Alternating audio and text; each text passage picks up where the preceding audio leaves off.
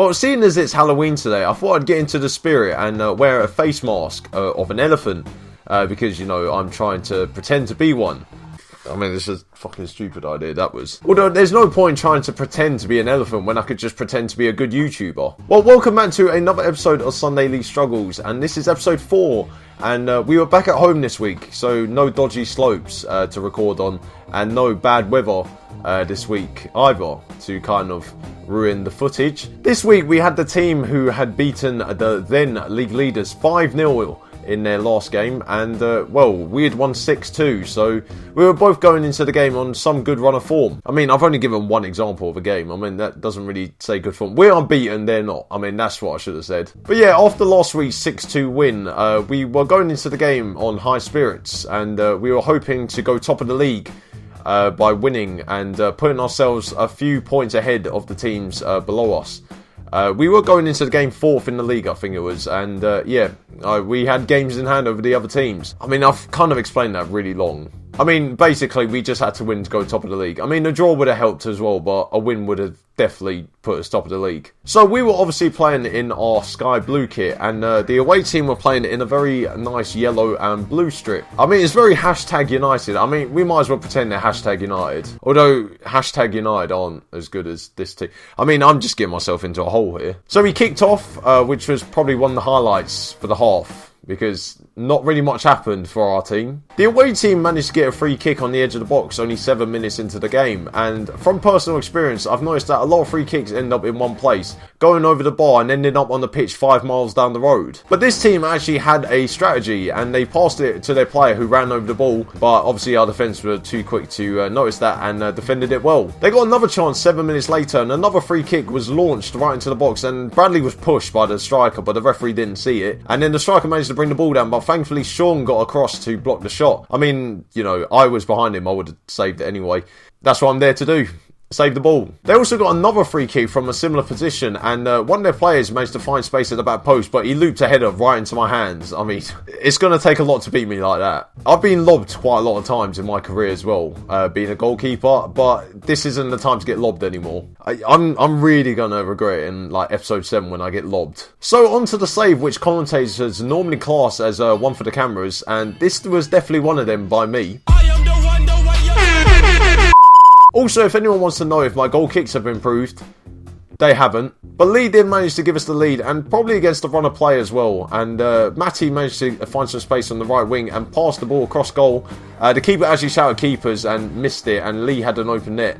And thankfully, after last week, he actually did put it in. Thanks, Lee, for doing that. So as I said earlier in the video, free kicks always end up in one place, and Matty actually proved that for me. I mean, it's like I tell my teammates what to do. So Connor, one of the substitutes, has now found his new role as my cameraman to film the games, and he somehow managed to keep doing this in the footage. And then he said this. Chris, your camera's fucked, man. I mean, you know, a bad workman never blames his tools. So some good interchange play between Charlie, Julian and Matty managed to find the ball across the box, but their defender cleared it. Unfortunately, I was hoping that would fly into the top corner, but it went flying out for a corner. We can only hope that one day we'll catch one of them on camera. But that brought it to half time, and now we had gone I think it was 225 minutes at home without conceding a goal.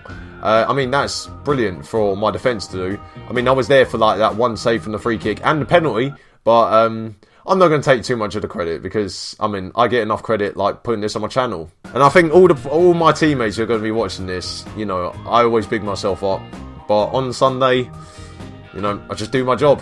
So we move on to the second half, and Charlie managed to get a 1-on-1 only 2 minutes into it, and he fired it over the bar. And I've only put this in the video because he reminded me after the game not to put it in the video. So Charlie, I've put it in the video for you. So the away team managed to fashion another chance, and it went across my goal from a corner. As you can tell that I'm now wearing reds, it's only because at half time I was told that I can't wear yellow, even though the other team are wearing yellow. And I was like, how has it taken 45 minutes for anyone to notice? But we're now going to look at the highs and lows of my own goalkeeping career. So now I came out to claim the ball, and that's something I rarely did as a youngster. And then I gave it away only 5 seconds later, and then they fired it over the bar. I mean, you know, I might as well be a professional. Well, I am a professional fuck up, but we'll move on. So we did sign a new striker only just before the game, and he went on up front at half time. And he did manage to fashion a chance, but unfortunately went straight at the keeper. I mean, the only reason it's made the footage is because there wasn't really many chances during the game. So I'm sure you remember Jamie, who got injured last week, and he got injured again this week, picking up a knock on the same knee that got injured last week. So, I mean, he's pretty much given Darren Anderson a run for his money. I mean, Darren Anderson pretty much made a professional career out of being injured. But yeah, after all that pressure, we managed to then concede, and one of my goal kicks ended up falling in midfield, and we lost the ball.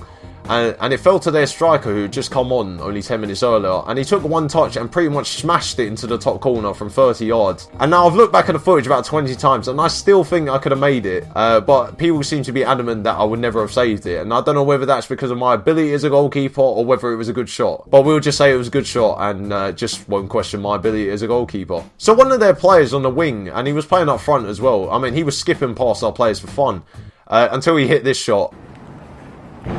And, well, we never saw that ball ever again. So with about 15 or 20 seconds left, the away team managed to get a chance, and the guy was pretty much a one-on-one with me. But on his right foot, he managed to hit it low, and I saved it and pushed it wide. I mean, you could probably say that I saved us a point, but to me, I feel like I lost us 2. But who cares anyway?